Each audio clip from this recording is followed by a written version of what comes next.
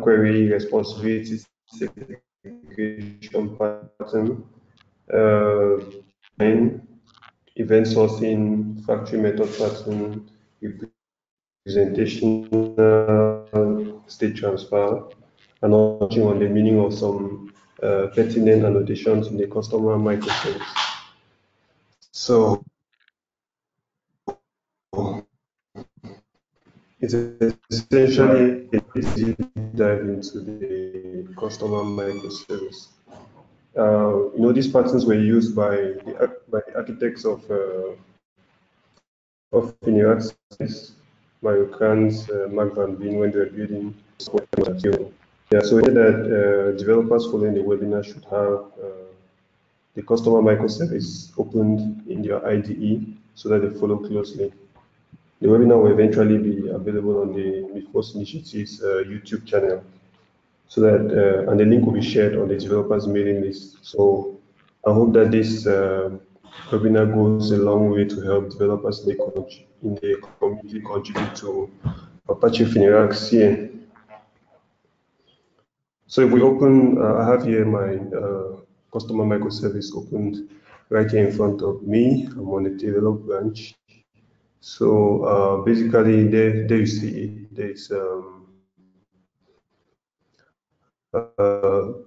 Gradle API, components, docs, Gradle again, service, and all the rest. So we're going to start from what basically the API contains domain objects, Fin clients. Yeah, this folder API instance and service exceptions that can be thrown by an API response when requests are entering into the customer microservice. Basically, the API submodule is an entry point or a gateway into the customer microservice. I'm first of all going to do an overview. Eventually, we'll go into the API submodule detailing.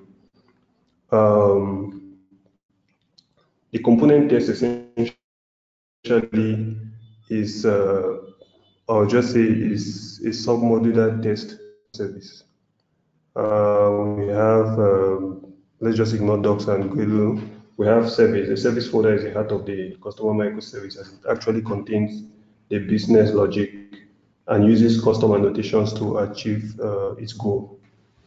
So if we look a bit further, we have, go down a bit, we have this header file contains Apache licensing information, license itself. So basically, these three files, header, license, and notice.txt, that is actually the software file. Again, the README file, and the Git ignore file, they do what you know that they do. So the README file invites you to learn more about the file, ignore some files which you don't want to be staged by Git. So if we look into the build.gradle file, essentially what we're going to see is some detailed tasks we are used to build, test, and license check the customer microservice. So tasks like publish API to Maven local, prepare for test, license format, RAT, all of these tasks are used to build, test, and check the customer microservice for licensing. So that's essentially there's a settings.gradle file, which essentially contains the name of this project, customer. If you notice, the same name, customer, is the same thing here at the root of the service. We have the three submodules essentially in customer. There's API, service, and component test. So that's what the settings.gradle file does. There's a shared.gradle file which defines a project group and versions. There's a group, there's a version of the project, some external libraries which are necessary to build the customer service in Finirax and others. add some plugins like Java, IntelliJ IDEA, and publishing to Maven Local and all. So that's essentially they build a Gradle file for this entire project. That doesn't exclude the fact that the individual submodules. So that's basically the surface of the customer microservice. So if I follow up to this, let's dive deep into the API. So again, as I said, in the API submodule, the APIs are fin clients. There are some constants and service exceptions which can be thrown by an API response. For example, if we look at this package API.v1, if we look inside the client, this client sub package, what do we see? We see there are two fin clients here: customer manager and customer documents manager. So with the customer manager, this is a fin client. You can see there's that annotation there. Aruba's fin client is the name, path, and some configuration for that. Actually, this is a gateway into Microsoft. So, if you notice very well, observe that there's a value for customer V1. There's a particular path, and there are some configurations here. If we look into config here, we're going to see what these configurations do. They attach some security for all calls which are coming, which are used, all calls which are made by our customer manager fin client.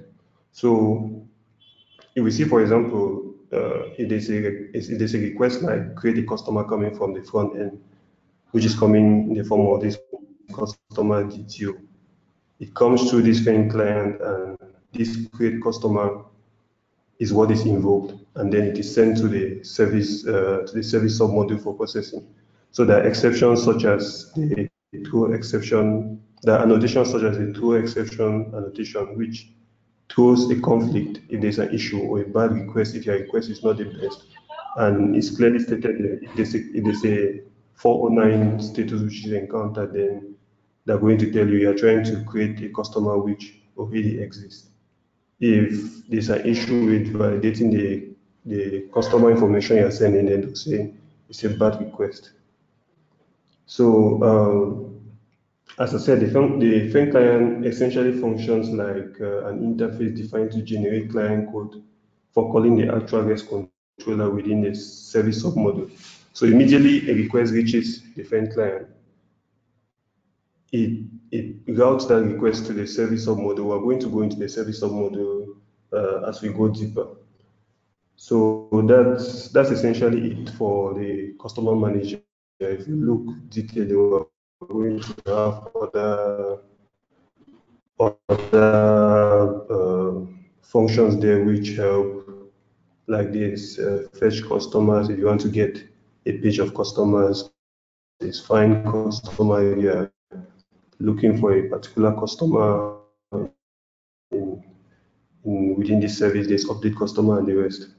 So there's another fin client here, the customer documents manager, which essentially for microfinances which have customers than what is already available classically. What is done is that for custom values that are managed using this customer documents manager, this is not really very developed in Fineraxian right now, so we're just going to ignore that for now. So if we look into this config package, we'll see some encoding and decoding stuff. Essentially, this encoder, what it does is that it essentially transforms a response which comes in. Let me see.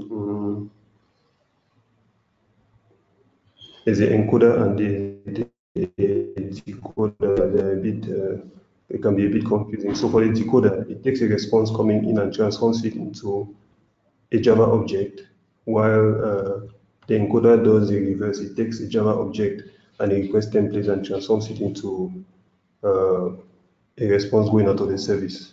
So that's essentially what this config sub package does. If we look into the domain sub package, we have classes like customer. So in the case of customer, we have what type of customer. There's person, there's business, there are different states. A customer could be pending, active, locked, closed.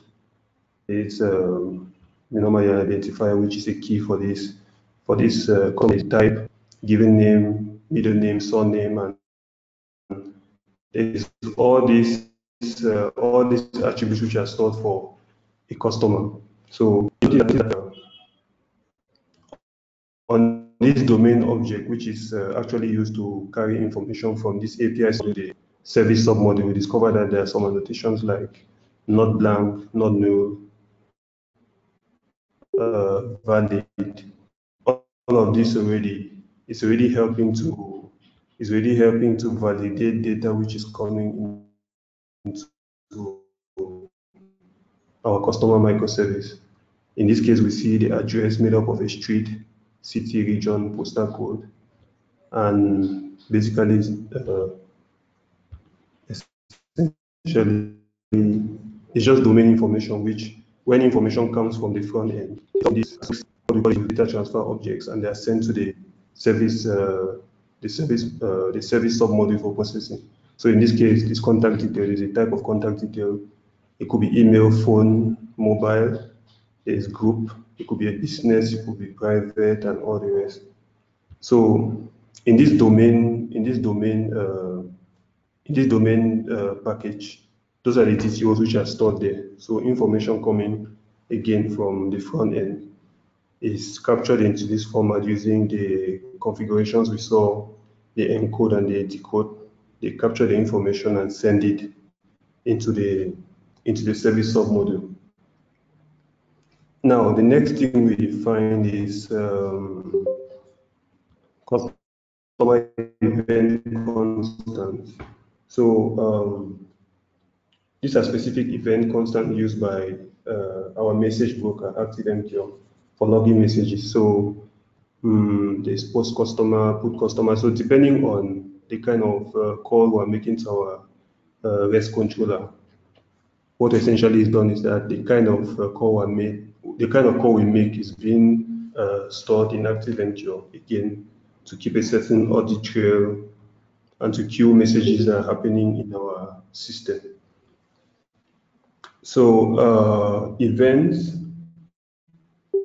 essentially the same thing, that different events taking place in our system, and all of this is just configuration so that we don't miss out on any messages that happen in our system.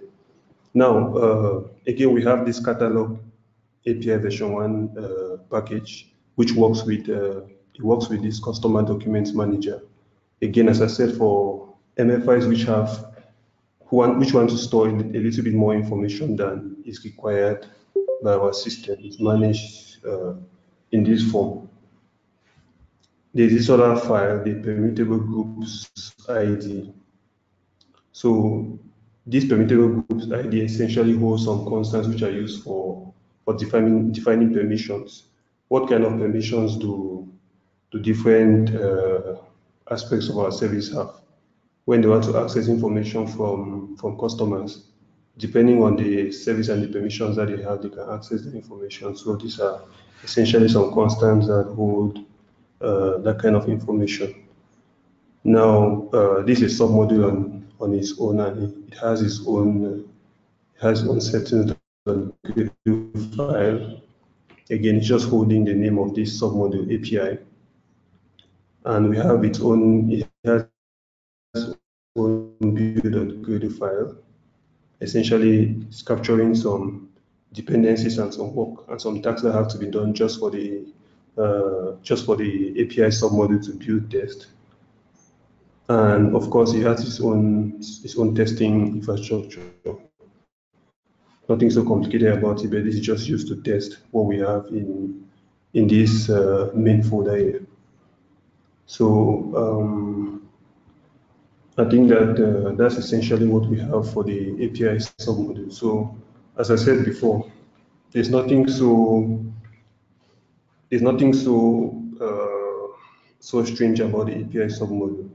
It's all about get information from the front end, store them in TTOs, which are essentially defined here in this domain, and then they're routed to the service submodule for further processing. If we look at these exceptions here, these exceptions are just there to help developers who want to build here, so that if you have, for example, a customer validation exception, it's not just going to tell you that you have a runtime exception. It's going to actually tell you that the exception you have is a customer validation exception. So it's just to help programmers working on our system. So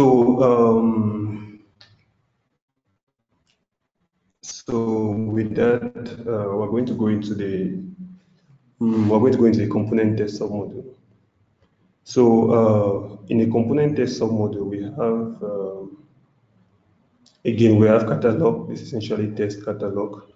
This is just besides the real thing. So let's get into, we'll touch these other aspects, and from there we're going to understand how catalog works. So this component test submodule has unit tests to test our entire microservice. So in this utility package here, we have some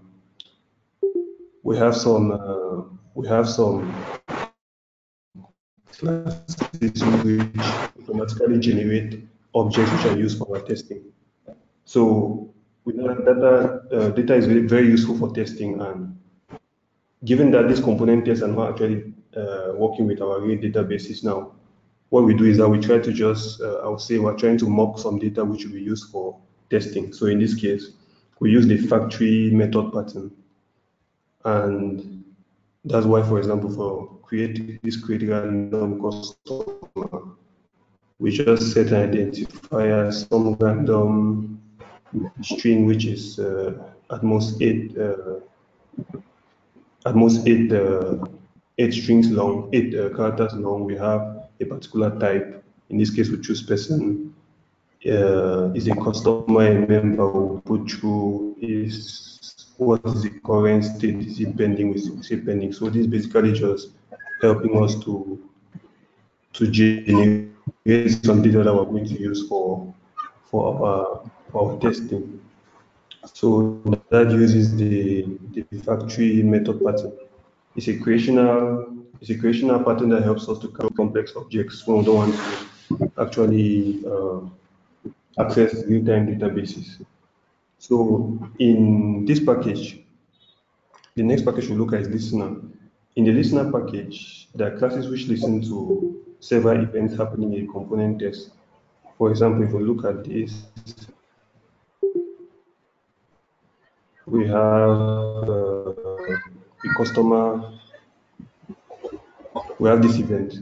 So this is listening to events. So there is this annotation here, JMS listener, which indicates that there's a specific event post customer which is being listened to.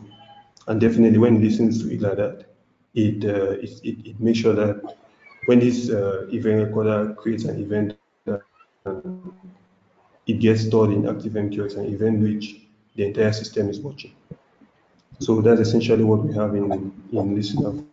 For other calls such as updating customer, activating customer, those are still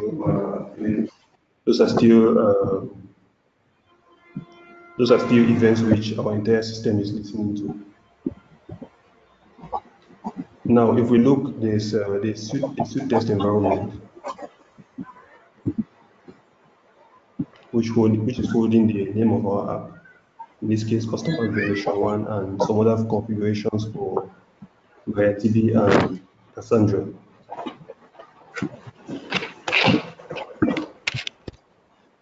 Now, this suite test environment is now extended. To create the abstract customer test. The abstract customer test now, it actually goes further to specific. It mocks particular user. It auto-wires a particular customer manager, a FAIN client which we need to use. It auto-wires customer documents manager which we need to use. It has an event recorder and all the rest. This context here is getting everything set for security. Our system is actually well set up.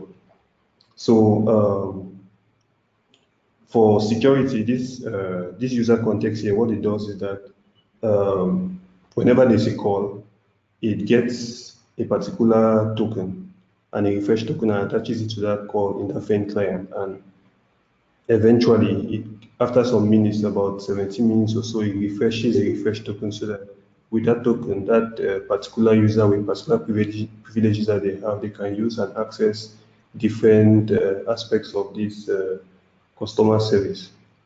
So with all of this configuration set up with the suite test environment and the abstract customer test, we actually get now into test customer. For example, these are actually just unit tests which are there to test the different small features in our system. For example, create a customer.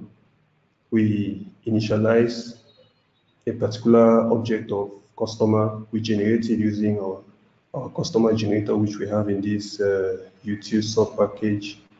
We create a customer, we record the event, and then we accept that the customer is in good standing. When we accept that the customer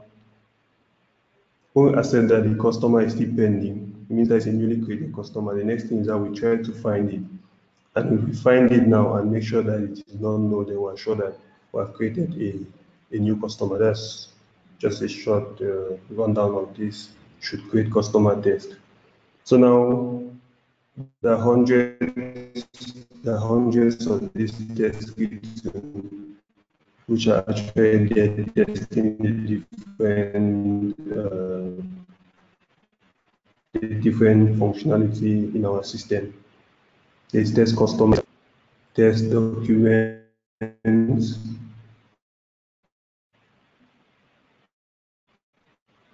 quite a long file, but not as long as test customer. There's test identification cards, which has to do with the identification information which is kept for different customers. So with all of these, we write down all of these. There's this test file which actually brings all of these different test classes together: test customer, test identification cards, test infrastructure, test tax definition, and all the rest. If you run this test suite, right, if I click on these two green buttons here, we're just going to see that the entire test suite here is going to run. So that's essentially what the test suite is for. It's there to enable you to run all the unit tests at once. Now, recently I was documenting the APIs for the domain services like customer identity and the rest, and I was using the mock MVC flavor of Spring REST docs. So I developed these two files. I developed the customer API documentation. So I'll just give a short rundown of it. So in this case, we set up, we did for that to happen is that in the build.gradle file for the component test, I added some dependencies to ASCII Doctor. Doctor is very necessary for this. ASCII Doctor, Spring REST docs, and JUnit. And then I actually set up an ASCII Doctor task. So after that, After that, the next thing now was to you create this test file which extends abstract customer test definitely because again with this abstract customer test, all of this configuration is done to enable testing, so you definitely have to use it. So in my own case, I wanted to use the build doc generated snippets test customer folder to keep my generated snippets. So you can actually see some of them here. You can actually see them here. So in this case, I have mock MVC being my context is set up and all the rest. So let's look at document create customer ID closely. So what I do is I use a tree method pattern again and create a customer story here. I'm using JSON and I set up some object for date of birth, address, first contact details, contact detail, put them in a list, and actually specify some information, some specific information for that. You don't want it to have those random strings which is used by the util used in the util package there. And then I'll use Smoke MVC to perform this call. I pass this customer detail which I've set up, and I'm expecting that it's going to tell me that when I did a post request to slash customers, I got accepted. And now when I've done that, I now start documenting what I've sent in my request. So I document all the customer detail going in, identifier, given name, middle name, again, those same aspects of the customer detail which were in the domain sub package in the API submodule. So when you do this and you run the test, when the test pass, automatically we have the documents, in this case document create customer here. If we go and look at the document create customer class, we're going to now see a curl request. So in this case, this is our curl request. Get a curl request here. We have an HTTP here. We have an HTTP response 202 accepted, and we have some request fields which actually explain detailing what we're sending into that call. So that's essentially how the process was. And from here now, I created this customer API documentations ASCII.doctor file. So in this case, when I link up those files we have, curl request, HTTP request, and all the rest from document create customer, I put them here.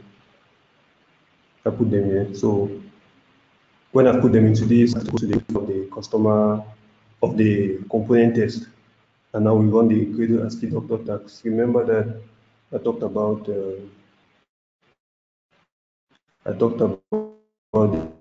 this ASCII.doctor tags which I set up earlier on. When you run that create ASCII.doctor tags, automatically you have an HTML file created, which we have the chance to look at. Okay. Essentially, we look at it, we discover that it's just, okay, in this case, let's just create a customer.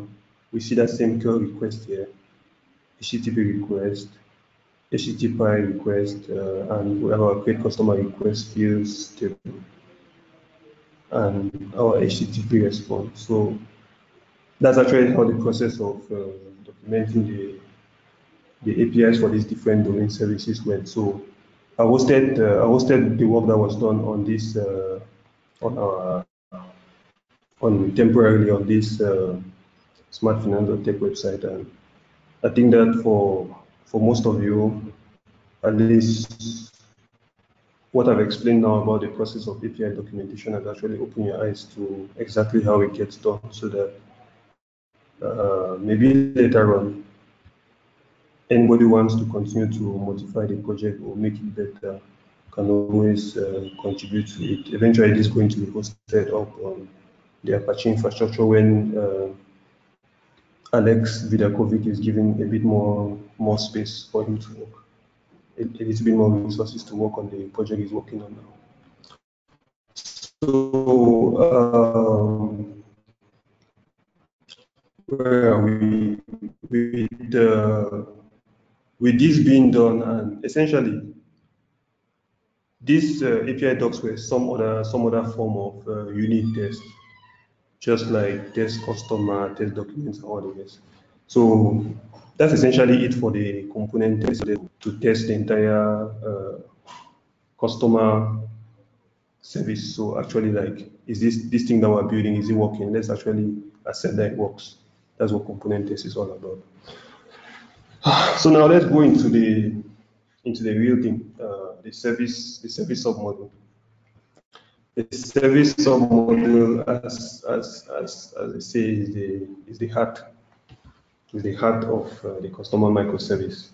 So we'll notice as I keep on explaining to you how it works, you notice CQRS, that's command query responsibility segregation, representational state transfer, domain-driven design, event sourcing. Basically, almost every good thing in the customer microservice happens in this folder. So let's start with command query responsibility segregation.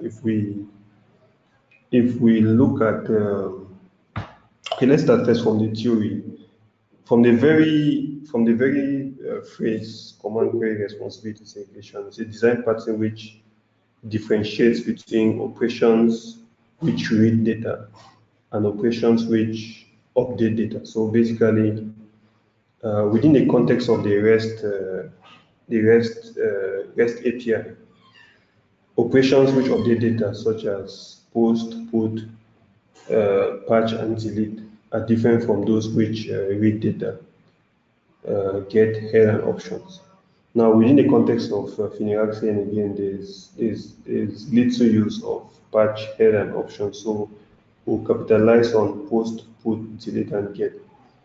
So now, knowing that domain transfer objects are bringing in requests or data from the API submodel, that first sent to that sent to the that sent to the REST controller. In this case, customer REST controller up here, and this REST controller annotation and request mapping annotations all coming from Spring Boot, stating clearly that this file is a REST controller, and the root endpoint for this REST controller is just slash. So now we have our logger here. We have command gateway object here. We have customer service, field validator, and all the rest. What we notice is that this how command works. So basically, for operations such as post, put, and delete, which are changing the state of the system, we discover that all of them are defined here first of all in command.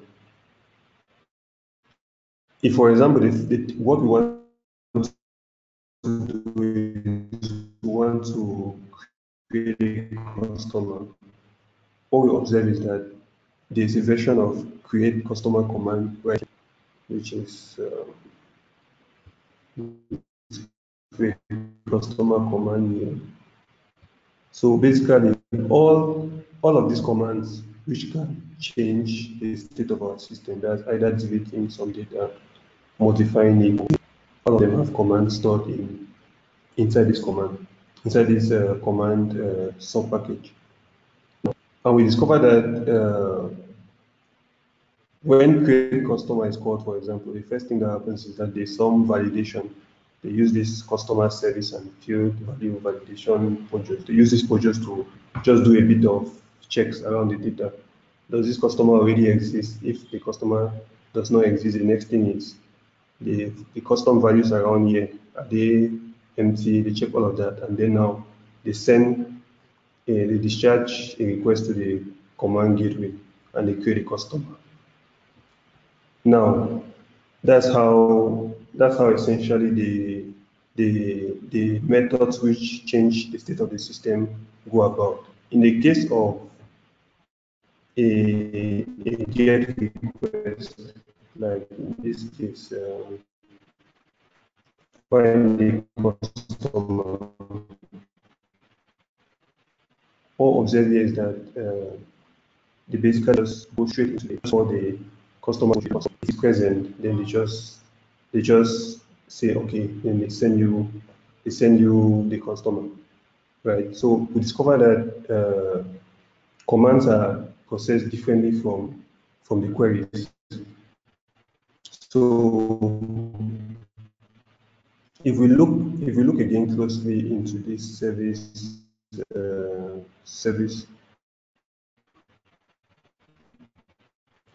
package, what we discover is that most of the methods which are being handled here are actually just retrieving data from others. So far that there's a call coming from the API submodel which is our REST controller. In the case of a GET request which just retrieves data, the customer REST controller just calls the customer service at once, service at once, talks with our repositories, MariaDB, and retrieves what it has to retrieve and send it back to the API submodel. But in the case of a post put on delete request, we discover that it's a bit different.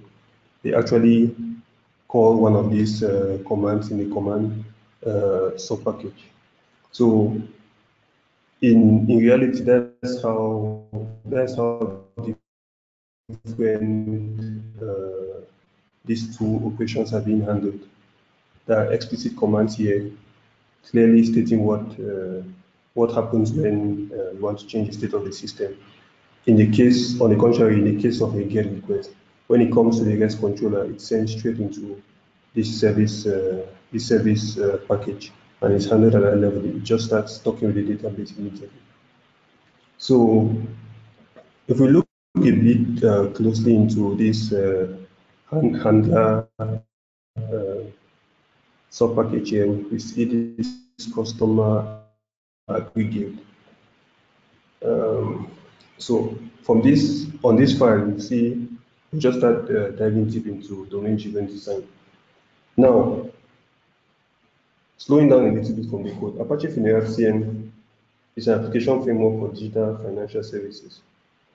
If we look at the very phonetics of the word Fineract, it sounds like a mixture of financial and interact. So there's that the word Fineract itself has to do with financial transactions. CN, the Apache Fineract CN stands for Cloud Native. That just differentiates Fineract 1.x from Fineract CN. Now, from the very name of this community, the very name of the community itself, Fineract was domain-driven. That's why domain-driven design is something which the architects of this platform took seriously, and developers on the platform too have to take a little bit seriously. The domain in which we are working is basically microfinance institutions vis-a-vis financial inclusion. Many a time, work gets done with domain experts, persons who have a mastery of microfinances, and they organize that knowledge in a specific format. Now, software developers who are trying to solve a problem, or who are trying to build a software in this domain, it's kind of clear that they had to work with the domain experts who are already in the domain. So in this case, they had to develop a model, which is a common ground for the software developer and the domain experts to actually talk with each other. So for developers who want to work on the platform, learning a little bit of accountancy and finance, learning about microfinance institutions and financial inclusion is just very normal. Now, the next another aspect of domain-driven design, keeping aside the domain itself, is a particular language. It's a particular language which is used to communicate within this our context of Apache Funerac and specifically Apache Funerac CN. This language actually was developed by researchers at the World Bank, CGAP, Benjamin Gates Foundation, and the rest. And so it's really important for developers to look into the language which the domain experts speak, which is captured in books like the Microfinance Handbook, Portfolio of the Poor, and all the rest.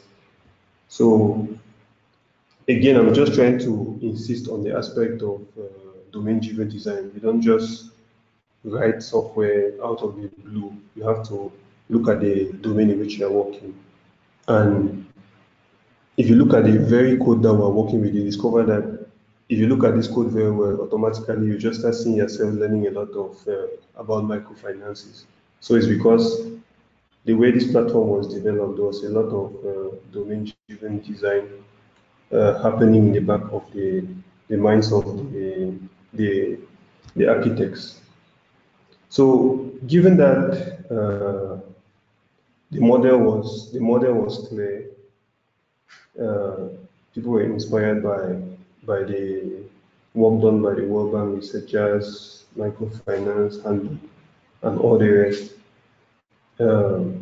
Tools were chosen like Java, JavaScript, Gradle, MariaDB, Cassandra to now build a system. Now, there are always different components in our system, and sometimes you have to bring, in your modeling, you have to capture these components together to form a particular group. So in the case of this, when it came to the aspect of knowing your customer,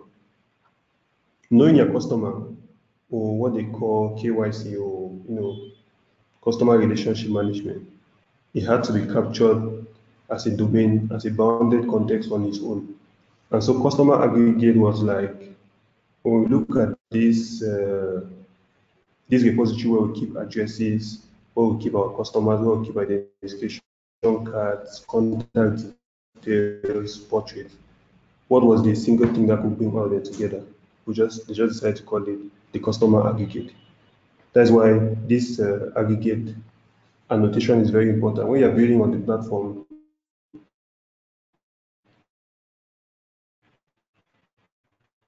if you build and you neglect some of these things, you discover that which can keep your head spinning for about a week.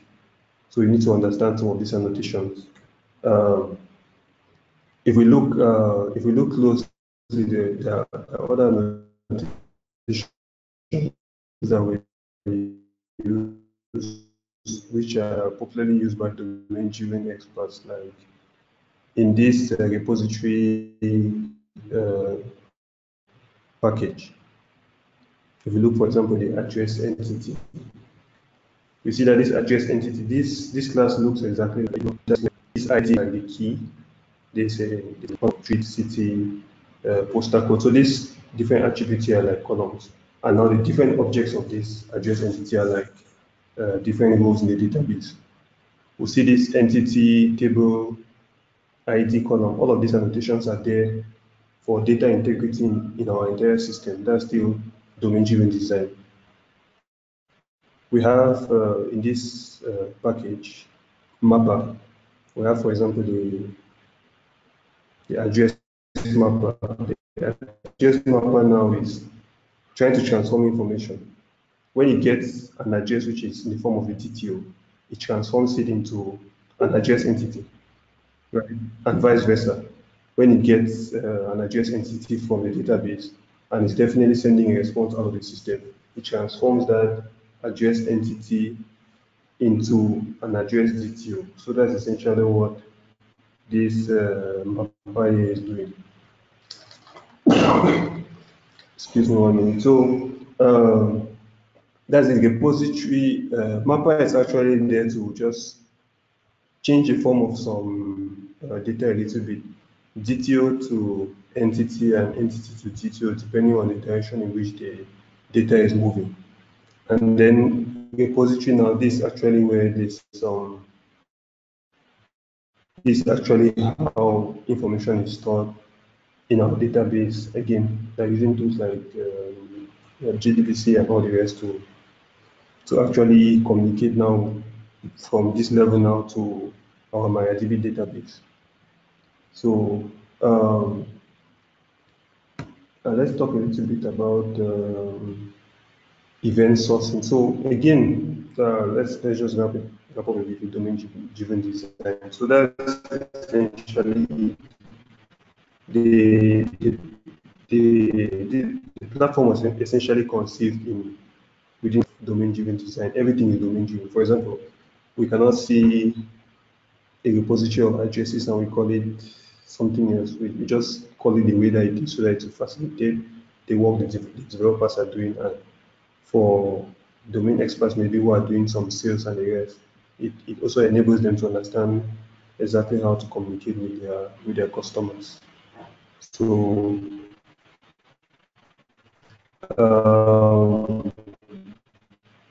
now if we for the basic idea with event sourcing is that the system captures all changes to an application state by recording events. Remember, in the case of this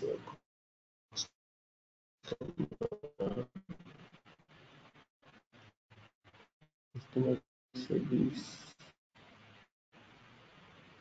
I showed you some code. Okay, in the case of this component test,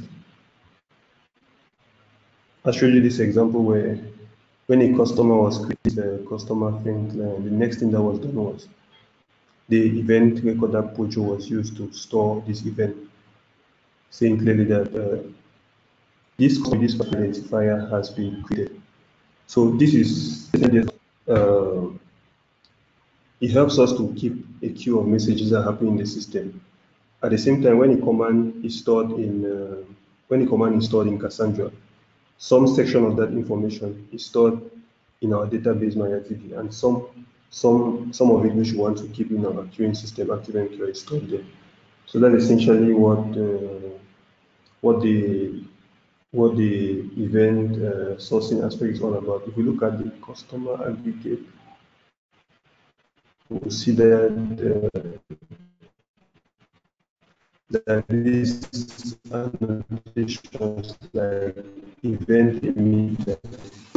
So when we're creating a customer, we observe that we get a certain object of create customer command with details coming to execute it. This annotation here, event emitter, actually says that an event is being emitted here, and any other methods which are listening to such events are going to capture it. So it's going to be stored in ActiveMQ. This annotation command handler is telling us that with what is happening with this created customer, there's this handler here that is going to be invoked. If we look deeply into the command microservice, we're going to see that most of these things are. If we look into the command library, so it's not a microservice as such. Let's just call it a library in this context. We discover that it's going to be handled at that level. So basically, we are saying that with this command handler, there's a certain command happening here. You need to store it in Cassandra. Transactional here is saying that there's a transaction that is going to get, which is going to happen. A customer is going to be created. So for our entire system to be in integrity, make sure that you notice that it's going to be a transaction that is going to stem from this. So the transactional annotation is from Spring Transaction Library. It's just there to enforce data integrity. The GMS listener, which we saw above, is from Spring's GMS library. The event limiter is, as I said, is there to capture some information and store it in our messaging group, ActiveMQ. So that's essentially how our system runs. Commands are stored in Cassandra, and Cassandra can, because all of these things happening in our system, all the calls happening in our system, all of them get stored in Cassandra. Then some subsection of it is stored in MariaDB in our database, and some of it is stored in ActiveMQ. Cassandra is the key, the key NoSQL data, NoSQL database, which occupies a lot of space. That's why when Alex was working on the Ubuntu VM, he actually noticed that Cassandra is occupying a lot of, is taking a lot of memory. So that should give us an how our system runs. So I think essentially that's uh, that's the customer microservice in Apache Finera CN. The settings.gradle file again just holds service. It's just holding the name of this submodule. He has his own individual build.gradle file just used to handle the service, and that's essentially it. I think that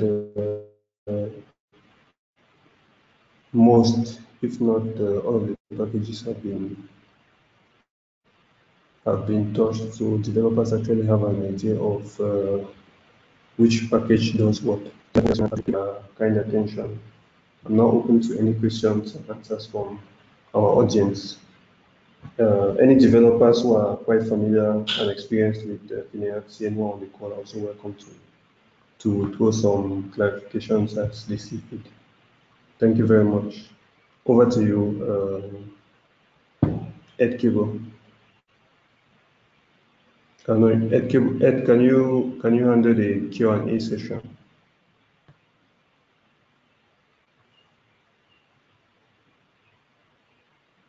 Ed? Okay, if Ed is not able to get us, then we're going to welcome questions from developers in our audience.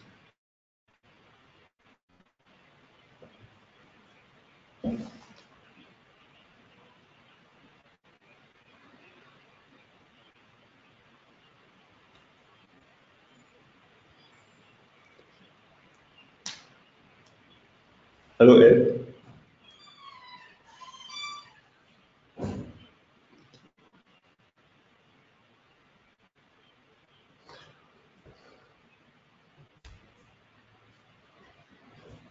So, what do we do?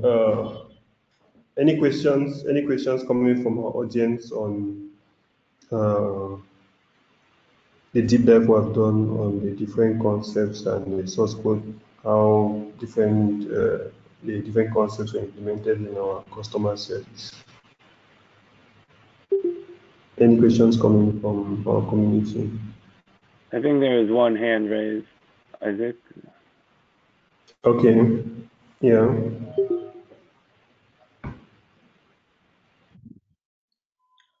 Hello, Isaac. Yes, Innocent. I would like to know if you have put the source code online, and if it's possible, can we get the source code? Of course, the source code is available on GitHub. Are you on the developer mailing list? If you're on the developer mailing list, then you're going to get most discussions happening around the source code. So maybe you want me to give, I cannot give you the link off by heart, but if you follow the discussions on the mailing list and look through the discussions, you're going to get a link to the Finaxian customer service. Well, let me see. Let me just try to. Oh, okay. There you go.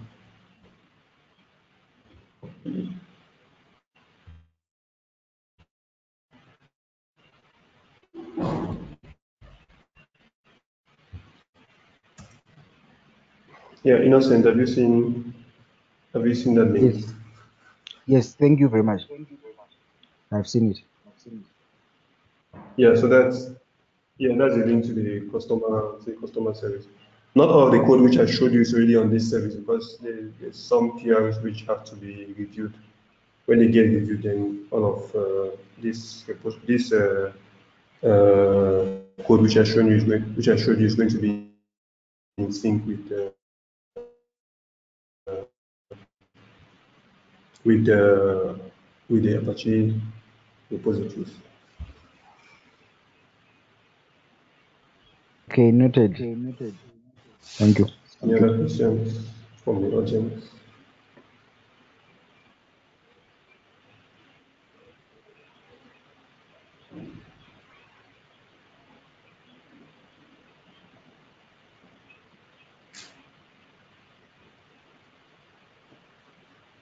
Okay, thank you, Isaac.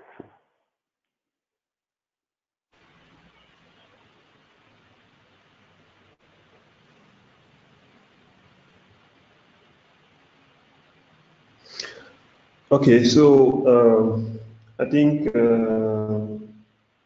there are no other questions, then I'm going to hand over the baton to the organizer of this webinar, Edward Cable, and he's going to give you details on how a copy of this webinar is going to be shared and how you can get access to it so that you can take it and maybe clone the repositories and follow the repositories personally alongside the webinar and then learn a little bit more about how the system works.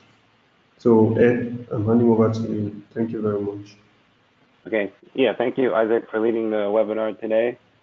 Like, we've recorded the session. I'll finish publishing it, and then we'll share a link, as Isaac said, on the Mesos Initiative YouTube channel, and we'll send that via the email list later today. So thank you, Isaac. Everybody have a good rest of the day, and let us know via the list if there's a specific topic you'd like covered on a future webinar so we can prepare that. Take care, everyone. Bye-bye.